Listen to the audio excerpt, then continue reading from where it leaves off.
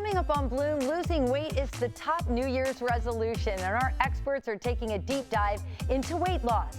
Hear from a woman whose life was changed because of bariatric surgery. Do whatever. You've become a participant in your own life I now, right? did. Yeah, I did. Very much so. So like I can go kickboxing. I can take a 3 to 5 mile walk. And we're cooking up a cure with a pediatric cancer warrior and celebrity chef Katie Chen. We'll have all that and more as Bloom, presented by Lifeguard Imaging, starts now.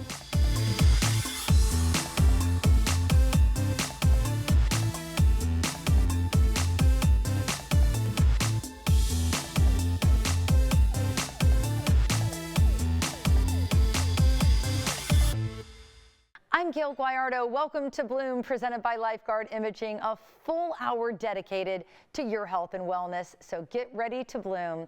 2024 is in full swing, and one of the most popular resolutions for the new year is weight loss.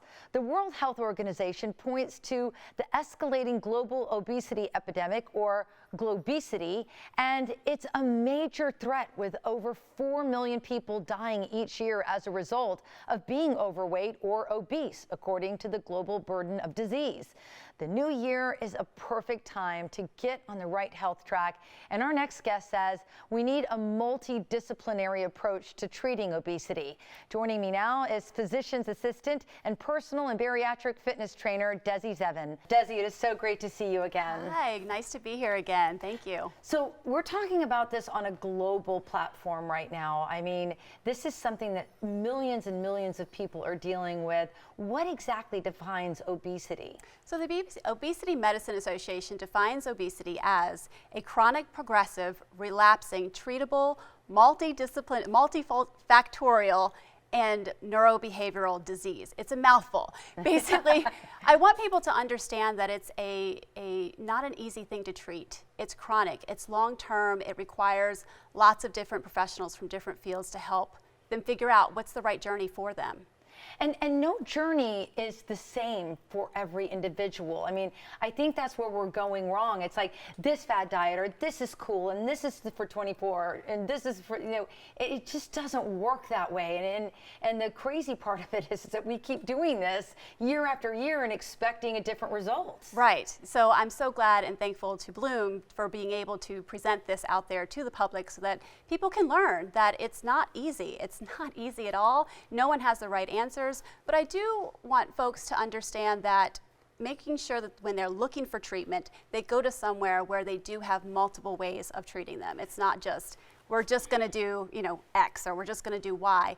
It's multiple. It's a team approach is the best approach. And I should say, Desi has actually brought us today a team of people. We're going to be talking about the psychological impact. We're going to be talking about, sustainable eating, how to do this so that it lasts. And it's really quite fascinating, because when you come at it holistically like this, that's where the game-changing movement, the needle starts to move. Absolutely. And it starts with the providers. So when a patient comes in and talks to us, it's understanding what their social environment looks like, what their spiritual environment looks like, what's their nutrition, what's their movement, what's their lifestyle like, so that you can start to build a program for them to say, here's where we start, and actually ask the patient, where do you want this to go? What is the easiest thing to tackle? Start with something that makes it a little bit easier for them. What's their ultimate goals? Breaking those down. That's just initially starting to understand, where is this patient in their journey? Where do they want to go? And now working collaboratively with them to understand how to get there. And I think the importance of having a team behind you is that you may be doing your very best and really trying and knocking it out of the park, but working against yourself because you might not realize that, hey, your thyroid condition doesn't support all this physical activity, or this food's not good for you, your inflammation, it doesn't respond well in your body. So knowing this, and this is a lot about what we're going to be talking about today with your team of experts, is that we're going to create this individual plan. And you say there's 12 steps that we need to know about when it comes to obesity. Well, there's 12 factors. So the European Association for the Study of Obesity has an infographic that demonstrates beautifully all the different factors that can affect someone who's dealing with obesity. All right, so let's walk through those 12 factors. Yes. All right, so this is the actual chart that we're looking at. Yes, so this is everything from epigenetics to nutrition to movement to hormones. I mean, there's so much. Everything that you see in the blue there demonstrates things that are impacting the individual directly. Anything beyond that, these white shapes around it, are things that are external, that are not always, you know, I can't change what foods are supplied at the grocery store that I go to, or if I live in a food desert, which is where there's somewhere that lacks nutritional resources for individuals in certain impoverished areas. So there's things that are just directly related to us, and then there's the bigger picture around it that, you know, educational levels and things like that that impact a patient's journey. Even support. It's amazing how many times I ask a patient, you know, what's your support system like in this part of your journey? And so many people are walking this alone. So that, again, is another reason to have a team, because they need the support, they need the understanding, and to know that someone really cares and is taking their hand and holding them through the journey. Yeah, and it's a tough journey, and it's a lot to figure out on your own. And even if you only meet with a team just for a short period of time, just to kind of calibrate yourself, just to kind of gain the knowledge that you need. Like maybe you can't afford to work with a team around the clock, but just a check-in to educate yourself, to look at all of those factors and create the right formula for you. The recipe for success is going to be a lot higher. Yeah, absolutely, absolutely. And that's exactly why I do what I do, is to make sure that I help patients in the way that they need to, and empower them to be able to have the success that they want to have. Yeah, it's really, really important to have a team, people behind you. I do want to thank you for all the incredible people that our viewers are about to meet, because I think this is going to make them really understand what we mean when we talk about holistic approach to weight loss and doing it in a healthy way. Well, thank you. It's an important message, and there's no one else I'd rather have sending that out there to the community. Oh, that means a lot to me. Thank you so much, Desi. Thank you. We're going to post Desi's story on our website, bloomtampabay.com. And when we come back, we're going to hear the story of one woman's journey through bariatric surgery. Bloom will be right back. You're watching Bloom, presented by Lifeguard Imaging, saving lives through early detection. Call now, 813-582-5222 to schedule your scan today.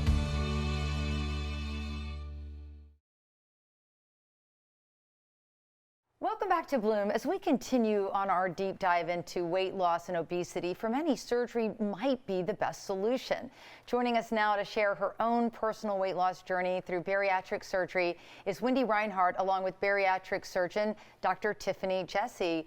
It's so great to meet you both, and I'm anxious to hear your story. But doctor, talk to me a little bit about this solution and some of the health benefits that can come along with this. So weight loss surgery has definitely been proven to be very beneficial, and it can improve things like joint pain, which Wendy experienced, improve your blood sugar, your blood pressure, your cholesterol, also improve sleep apnea, and just your overall mental health. I did not realize that this can be done robotically now, and Wendy was sharing with me that your recovery time was a lot faster. I mean, talk to me about the process and what you went through. I had the surgery, and I think it was an outpatient surgery, and I think recovery was 2 hours. I was home and literally up and walking within an hour after surgery. That's and unbelievable. It was great. Yeah, because doctor, typically this is a really invasive surgery, but now we're looking at incredible technology, the wave of the future. You're doing this robotically, which means fewer incisions and way less downtime. Way less downtime, and typically less pain for the patient, because we're not using those straight instruments like chopsticks to kind of pry on the patient's abdominal wall. The instruments that we place have wrists on the end, so it allows us to reach places that we weren't able to do easily before. So it means less pushing on the patient's abdominal wall. So surgeries are typically quicker once you meet the learning curve, and then patients typically have less overall pain and back to work and their normal life quicker. So you had reached a weight of about 350 pounds, you say? 353, yeah. And so then you started this journey, but you found along the way that it was a holistic approach. The surgery really helped jumpstart. But then you learned to make dietary changes. You learned how to battle inflammation, which is something that's chronic in so many people. So Correct. Tell me about your personal journey.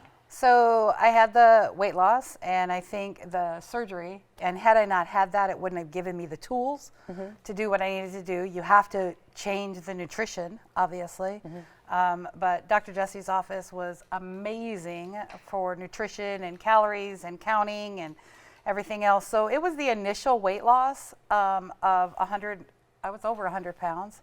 And then I kind of stayed on track for everything that I needed to stay on track for. And then as, you know, the world comes and everything's fast food and stress and all the diet nutrition, I found, you know, I was trying to eat healthy, and I found out that the food that are healthy are actually not so healthy. So it kind of wrecked my gut. And then I had to start on the other journey, the other part of my journey with nutrition, just simply nutrition. But the band makes such a difference. That the surgery that I had makes such a difference mentally, because I know it's there. Yeah, and Doctor, take me through this robotic surgery again. You go in with the robot, and then you're doing what? So it depends on the surgery. So Wendy had a lap band placed. So that's a device we put around the top of the stomach, and then there's a little port that connects to the band. And then later on, we can go in and access this port with a little needle, put some fluid in, and make the band tight around the stomach so that there's some restriction. But the other more common surgeries that we're doing as well are the gastric bypass and the sleeve gastrectomy, and they can all be performed robotically. And again, it allows us sometimes to use fewer incisions, but certainly less pain, because less, you know, pushing on the abdominal wall, and surgeries can be faster.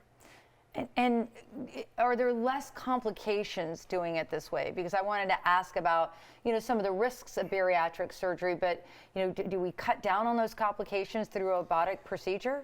I mean, you certainly could. If there's an area that you're trying to reach and you're forcing yourself with those straight instruments for regular laparoscopic work, you could potentially have an injury to an organ.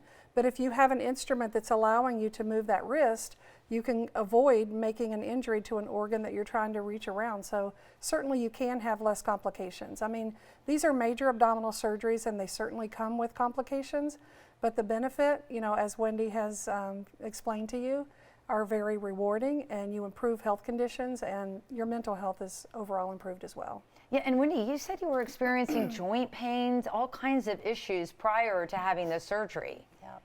I had joint pain, fatty liver, I'm sure, I mean, out of breath. It wasn't a quality of life. No.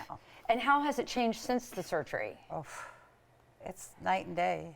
I can do whatever. You've and become a participant in your own life I now, right? did, Yeah, I did, very much so. So like I can go kickboxing, I can take a 3 to 5 mile walk and then not have a problem. I can get up and do so much, and it would not have been possible.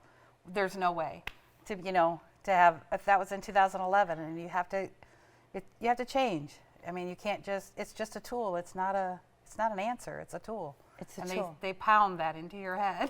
Yeah. That it is the tool. And this is what we hear most often. You know, the only regret most of the time that we hear post-operatively is, I really wish I'd have done this 5 years ago or 10 years ago. Correct. So, you know, there's so Yeah. many people thinking about it, they don't realize their insurance covers it.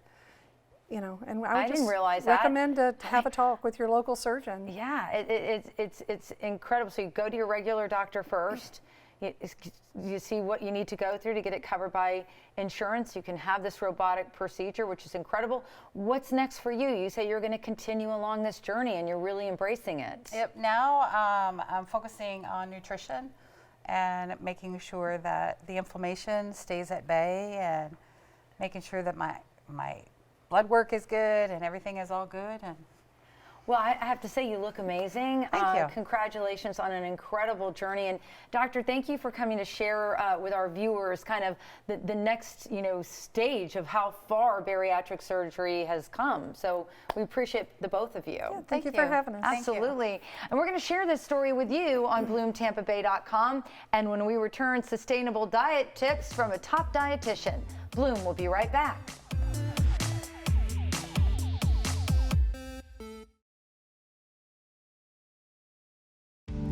You're watching Bloom, presented by Lifeguard Imaging, saving lives through early detection. Call now 813-582-5222 to schedule your scan today. Welcome back to Bloom. While weight loss surgery and weight loss medications are wonderful tools, they provide the best results when combined with a healthy diet. Joining us now with important tips for sustainable weight loss is registered dietitian for Fusion Health and Weight Loss, Cassandra Sampson. It is great to see you, Cassandra. Happy New Year. Thank you. Happy New Year. So talk to me a little bit about sustainability, because there's this big movement away from diets. I mean, we all know Love that. diets do not work. No. So what does? So what works is adopting a healthy lifestyle that you can actually live for the rest of your life. So we're trying to get away from the quick fixes and anything that's going to be 30 days or 60 days. We want to start following habits and build routines into your lifestyle that's going to be long-term, that you can do for the rest of your life. And I think, to your point, when people go right out of the gate with diets, restrictions, they fizzle fast and people lose hope. Yeah. And it's always better to start slowly. So what are some small changes that people can start making? Yes. Well, I think the first very important change that someone can start making is starting to pay attention to what they're eating. Obviously, that's going to be important. So there's something called food journaling or food tracking, and it's just simply where you keep track of everything that you're eating and drinking. And this will give us information to understand where you can make changes. So it's really just about self-accountability and allowing it to be an opportunity to reflect and to learn from your eating habits. So that's one simple strategy. And you say another big one is portion sizes. And man, when you start to look at what you're supposed to eat versus what we're eating, like even with my cereal, I'm like, I'm eating way more than the recommended portion. Yeah, and I think especially with like things like cereal or pasta, anything that we put in a bowl, if we're not measuring how much how much the actual bowl holds, we can be having 2 cups of cereal, 3 cups of pasta, and not really realizing it. So even if it's a healthy food, if we're eating too much of it, it's not going to help with your weight loss goal. So we have to pay attention. So we talk about mindful eating, but I think a lot of people, including myself, are like, what in the world is mindful eating? What does that even mean? Yes. So mindful eating is really paying attention to the experience of eating. So that's where I'm eating, what I'm eating, why I'm eating. So it could even be like sitting up. It could be eating in a less distracted environment. It could be eating because I'm actually hungry versus I'm trying to cope through stress or emotions. So mindful eating takes into account pretty much everything inside the eating experience. Does that also include, because I was the worst when it came to inhaling my food. Like, I sit down in front of a meal, I'm the first one done. It's being mindful, like just like chewing it. And I've learned over time, like you feel fuller faster if you slow it down. Yes, and chewing very thoroughly is actually really important for digestion and kind of preventing like bloating and gas and burping and things like that. So yeah, your pace is definitely part of mindful eating as well. And the final tip you say has a little something to do with joyful moments. Yes. So I like to call physical activity joyful movement, because if we don't find something joyful, it's not going to last long. So if I hate boot camp or if I hate spinning, I'm not going to obviously do that for the rest of my life. So it's so important to find something that you actually somewhat enjoy doing. So that could be dancing, that could be walking, that could be yoga, it could be a group fitness class. Whatever brings you some sort of joy, that's what we want to start implementing in our everyday life. Yeah, because if it's always a chore to get up and go to the gym every day, we're going to dread it. We're going to dread it. I mean, sometimes just getting out in the fresh air and taking a walk has more of an impact than you might think. And that's something else that I'm sure experts like yourself also recommend. Just like you're going to slowly move into better healthy habits, slowly move into a good fitness routine. Yes, definitely. And it is all about our habits. So our habits really make up our lifestyle. So if our habits are sending us in the wrong direction, that's a big deal if our goal is losing weight. So you have to really be mindful about auditing your habits and seeing kind of what you're doing on a daily basis without really thinking about it. And you brought your cool plate like you do, and I'm glad you do, because it kind of puts it into perspective what we're supposed to be eating. And you have the grains, the protein, the vegetables, the fruits, and this is kind of the portion that our plate should look like 3 times a day? Yes, so this is a smaller plate for portion control, which is helpful. But yeah, this plate just kind of represents balance. So we don't want to cut out like full food groups, in the name of health or losing weight quickly. So we do want to make sure that we're getting our fiber and our protein, and this is just a good representation of a balanced eating plan. And this is something that you show to your clients and work with them on? I bring it everywhere, Gayle. I know, I love it. Even here on Bloom, this plate and I are like, One now. All right, Cassandra, it is always such a pleasure seeing you. And thank you so much for providing so much useful information for our viewers. Thank you. Absolutely. And you can find more details on our website, bloomtampabay.com. And when we come back, why we should be rejecting diet culture. Don't go away.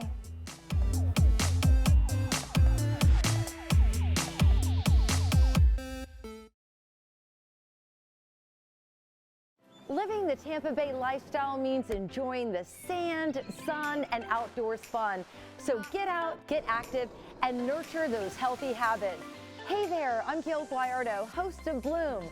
Now there's a new all-inclusive place with everything you need to shape your lifestyle, boost your health, and improve your wellness. BloomTampaBay.com, Tampa Bay's premier health and wellness website, made to help you feel good. Whether you're a fitness fanatic, beauty buff, or just want to take your first step towards positive change, this free website is for you. See the Bay Area's hottest fitness products, the latest workout crazes, and learn nutrition tips from the experts. Plus, discover local events and experiences designed with your well-being in mind. Cultivate a healthy mind, body, and soul. Check out BloomTampaBay.com, your local health and wellness website. That's BloomTampaBay.com. Welcome back. Food can have a strong emotional component and be a game changer in whether you stay on a healthy track. Joining me now to tell us why we should be rejecting diet cultures is licensed clinical social worker Emily Mucke. Emily, it is such a pleasure to meet you. Thank you. I'm so happy to be here. So let's talk about this relationship that we have with food and why we should be rejecting the diet culture. I mean, I can't believe we have hung on to such a failed recipe for so long. That is so true. You know, rejecting diet culture, our society, dieting is a cultural norm. I mean, this time of year especially, it's turn on the TV, there's diets, there's going to the gym, and that mentality can be harmful to so many people, especially when that dieting culture can be, if you don't fit into that physical norm, that can be harmful to your emotional health. And I think, too, it also leads us into this unhealthy behavior of chasing trends and maybe doing things that really aren't good for us, you know, physically or mentally. Absolutely. We do fall into that. And emotional, how we grew up emotional, your family, the norms that you grew up with, right? It can all lead to what is your relationship with food, yourself, and how do you view your body? These are all things that are contributed from dieting, society, family, generational stuff. Yeah, and you and I were talking about this, and anybody that knows me, I talk about my mom a lot on the show because she was such a tremendous role model in my life. But in her era, like it is generational, you were taught to almost fat shame, food shame.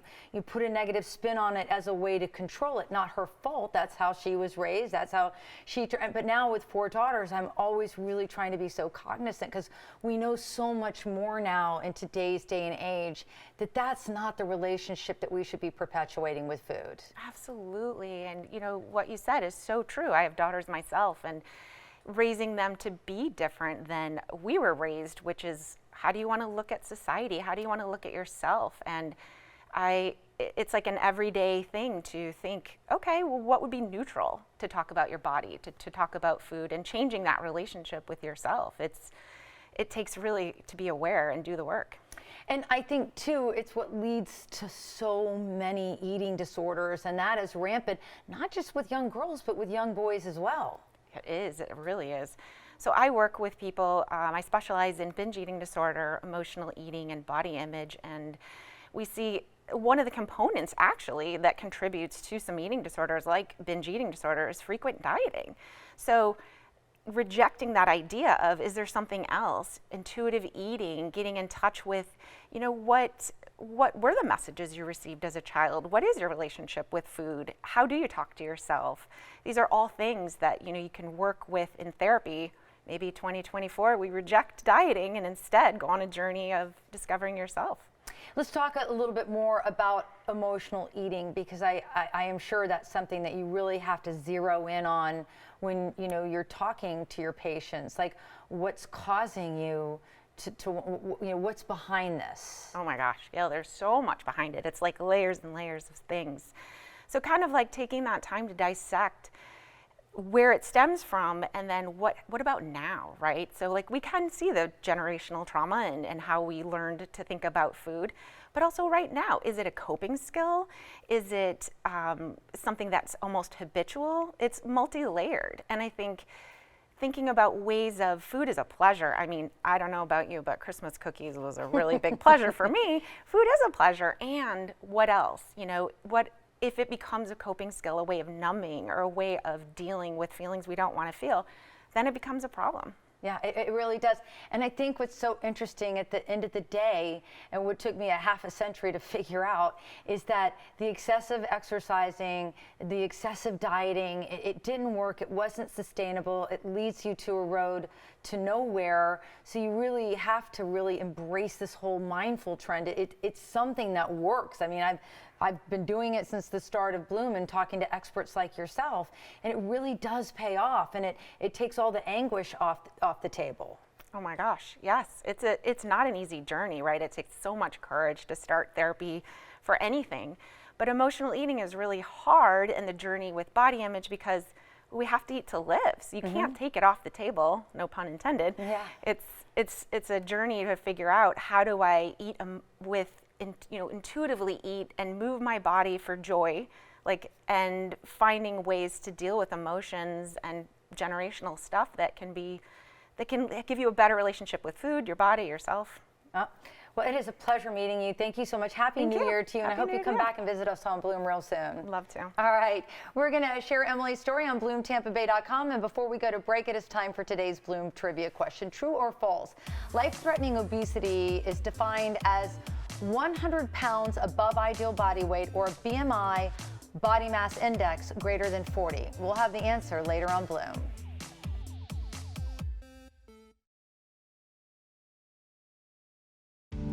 You're watching Bloom, presented by Lifeguard Imaging. We begin where your checkup ends. Call now 813-582-5222 to schedule your scan today. Welcome back to Bloom. Gut health plays an important role in overall health, and often weight gain is a symptom of gut dysfunction. Joining me now is licensed practical nurse and nutritional therapist Sunny Albano to tell us more about the benefits of learning more about the foods we eat. Sunny, it's such a pleasure to have you on Bloom. Thank you. So this is a problem that I personally dealt with. My gut was a wreck. I mean, I had like IBS symptoms. I just couldn't get it under control, and I didn't realize how closely related it is to the foods we eat. And I thought I was eating healthy. Yeah, well, 80% of our immune system is in our gut lining, and so it all stems from what we put in to what we absorb, and it's not necessarily what we eat so much as what we're absorbing. Yeah, and that was the problem. Is everything's running out of your body, and it's not sticking. Your body's not getting the nutrients that it needs. Right. Yeah, and sometimes we are not breaking it down. So whether we're eating in a fight or flight state, or we're calm and we're resting and digesting, that's kind of when we break down the nutrients in our gut, and then we absorb it better in the small intestines. So talk to me about the relation about weight gain and gut health. Because our immune system and then our hormones are in our gut lining, right? So a lot of hormones are produced in the stomach. And so if we eat the proper foods, fats, protein, carbohydrates, then we can absorb it and break it down better, and then it goes and gets shuffled out throughout the rest of the body. Yeah, because it's interesting. The way I found out about my gut health is that I was dealing with thyroid issues, which are hormonal issues, and fixing the gut can fix so much about your overall health. Correct. Yeah, I mean, it's the neurotransmitters, right? So proteins break down neurotransmitters in the brain, which is mental health, hormones, all the things. So how do you figure out what foods optimize your personal health? I mean, I would imagine it's not created equal for everyone. Correct. We're all bio-individually different. So what works for you might not work for me. So there's finding the balance of what's better for each person. You can do an elimination where you eliminate certain foods out of your daily life for like 30 days and then reintroduce it back slowly and see if it's a problem. That's what I did. Are there also blood tests that you can do? You can, but there's 3 different types of allergies. So you might have sensitivities, or you could have a true allergy. And this is more about like finding out what is causing the inflammation to begin with, eliminating it, healing the gut lining, and then slowly reintroducing the foods that we need back into our bodies. And is this how you help your patients? You help them individually craft the right foods for them? Correct. Sometimes they'll go on an elimination diet where they eliminate all the super inflammatory foods, all the high allergens like peanuts, dairy, gluten, soy, food additives. And then we do that for 30 days and then reintroduce it back into the system. And then that way they know, yes, this is a problem for me, or no, I was fine with those eggs. Interesting. So, so you kind of touched on, you say eggs could be inflammatory, wheat could be inflammatory. What are some other culprits? Alcohol, sugar, sugar super inflammatory, alcohol, nuts for some people, right? Not everyone has a nut allergy, but you might have a peanut issue or walnuts. So eliminating those and then trying to reintroduce them back. I found, when people start to hear this, I was like, oh man, I got to start eliminating all these foods. It's not as hard as you think it's going to be. Yeah, especially if you know it's not something that you have to do forever, right? You try it, you eliminate it, and then you get to reintroduce it back, and then if it's beneficial for you, then you keep it. If it's not, and you know because you have that IBS symptom come back, you're like, oh yeah, I'm not introducing that again. It. Yeah. For me, the culprit really was wheat. Yeah. My body really can't tolerate a lot of wheat, can't tolerate a lot of dairy. And I think for all of us, alcohol is an inflammatory agent that gets in there and wreaks havoc. For sure, sugar and alcohol. Yeah, and talk to me a little bit, because you mentioned allergies versus food sensitivities, and I think it's important for people to understand, like, allergy might be something that actually shows up on your skin. A food sensitivity shows up in the form of inflammation and other ways that you may not realize that the food you're eating is harming your health. Correct. Everything from like elevated glucose levels to cholesterol, right? Because we know cholesterol is affected by our liver, elevated sugar, glucose levels, insulin resistance, hormones, all of it. It is, people don't understand, and I've had to learn it the hard way. The gut health is really everything. I mean, it starts with it's the core. It is at the epicenter of your health. Hey, it is such a pleasure meeting you. Thank you so much. I hope you can come back and visit us on Bloom. Yeah, thank you. All right, absolutely. Well, there's more information on our BloomTampaBay.com website, so check it out. And coming up, we're cooking for a cure with celebrity chef Katie Chin. Don't go away. Bloom will be right back.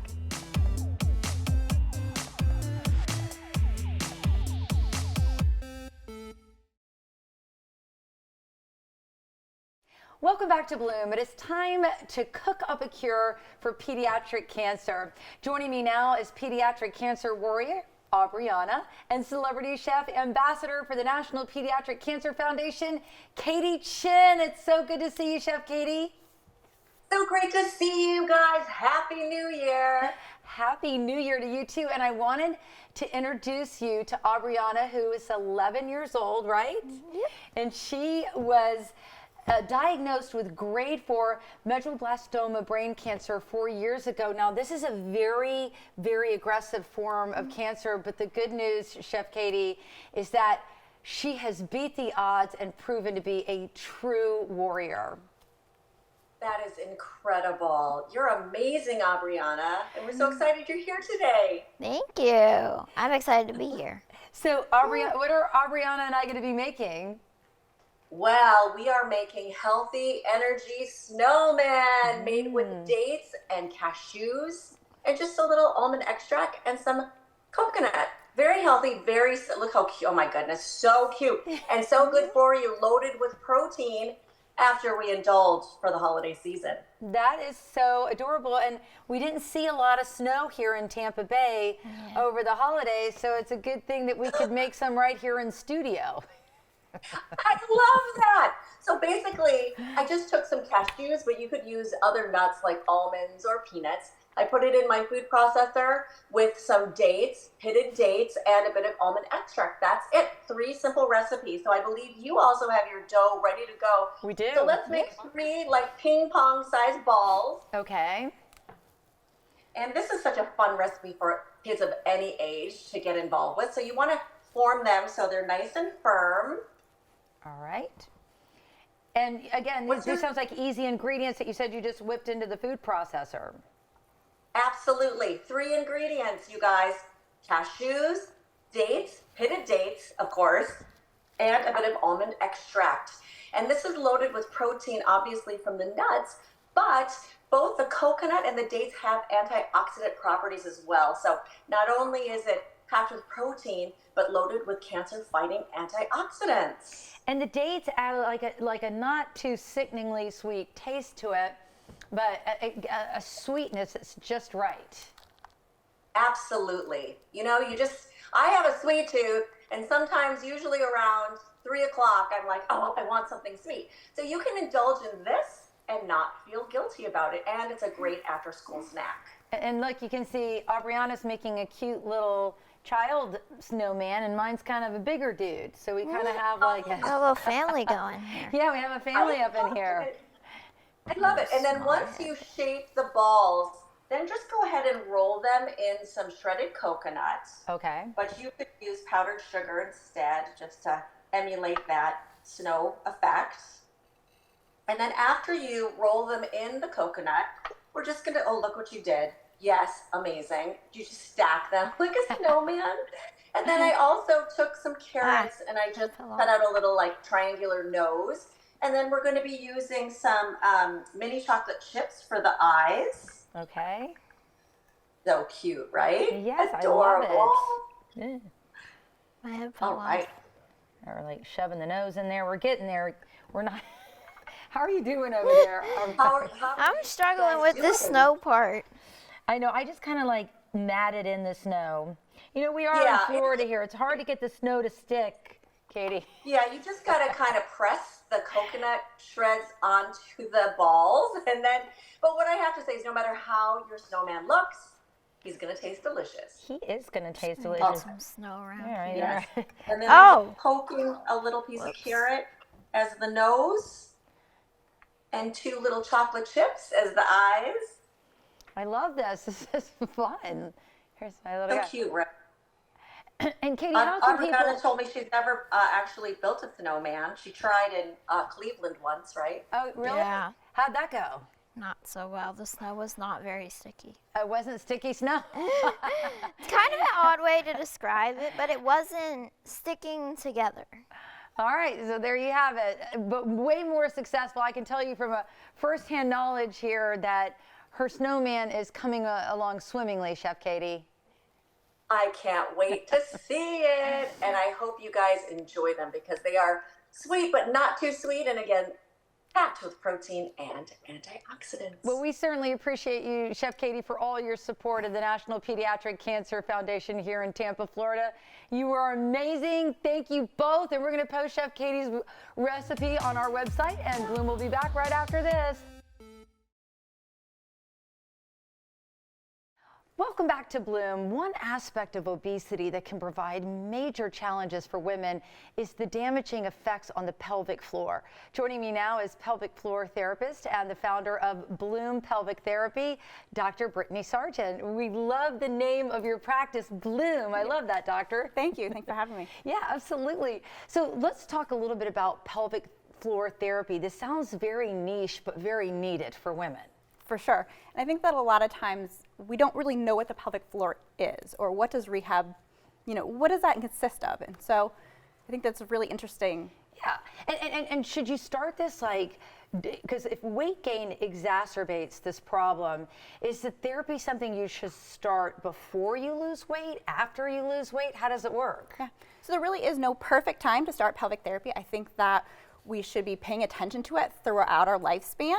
But there's really pelvic floor loves movement. So if you're going to start working out, now's a great time. And sometimes some weight loss can actually improve some pelvic floor symptoms. Okay, that's really good. So what are some of the, is it because you always hear is it Kegels or Kegels? People say Tomato, it both ways. tomato. Okay, all right, I was hoping you'd say that. Yes. So does it involve learning how to do that? Are you actually helping people, do they lay down? What does this look like? Yeah, awesome. So Kegels are out. We've come a long way in the last 5 to 10 years in research. And what we find is actually the pelvic floor muscles are actually too tight and tense, and the Kegels can actually exacerbate that and then make your symptoms way worse. So in pelvic therapy, we actually focus on a lot more on whole body movements. So it can look just like things you're doing at the gym, squats, weights, all of that stuff is actually what we do in pelvic therapy. Now, is this a new, because to be honest with you, and I try to keep my finger on the pulse, is this a new form of therapy? So it has been in the last probably 5 to 7 years, we've done a lot more research and has become a lot more, actually TikTok has been phenomenal for this because it's just increased public's knowledge of pelvic floor. So it's definitely something that's been evolving and increasing in interest. All right, so if a woman's carrying weight here, in the abdominal area, that's going to create issues for her pelvic floor. For sure. Anytime that there is increased weight in the abdominal cavity, the pelvic floor comes from hip to hip, and it creates almost like a little bit of hammock. And all the pelvic organs sit on this hammock. And anytime there's increased weight, it actually assists gravity and pushes down on the bladder or the uterus. That can cause difficulty with urinary incontinence or prolapse or feeling like a heaviness down in the pelvis. And it's a problem. Pelvic floor issues are, they're triggered by pregnancies, multiple pregnancies. Any woman can experience it, but what we're talking about, if you're carrying the extra weight, it's gonna hurt a lot more. It's gonna cause even more problems. So you can help women through this process, really, whether you're overweight or not. Yep. At any point, we really should be paying attention to the things that we are doing to best support the pelvic floor so that we just can kind of continue to do all the things we love. And does this lead to better sex health? It sure can. Really? Mm-hmm. Okay, that's great. Well, this is good to know. About how long does the average session last? So with us, our sessions are about an hour in length, and then you'll always leave with things to be doing between each session. Okay, so people go home with a little bit of homework? They sure do. Is this something that we should be doing every day? It really just depends. It's something that we try to incorporate into the life just so you can kind of best live the life in the pelvic floor. It doesn't have to be a thought. All right, well, next time you come back, let's do a pelvic floor, we'll do the exercises let's do together. It. All right, yeah. That's on.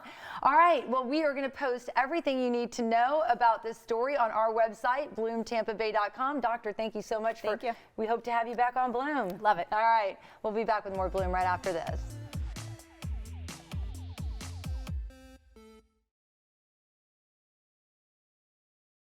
It's time for today's Bloom Trivia question. True or false? Life-threatening obesity is defined as 100 pounds above ideal body weight or a BMI body mass index greater than 40. The answer is true.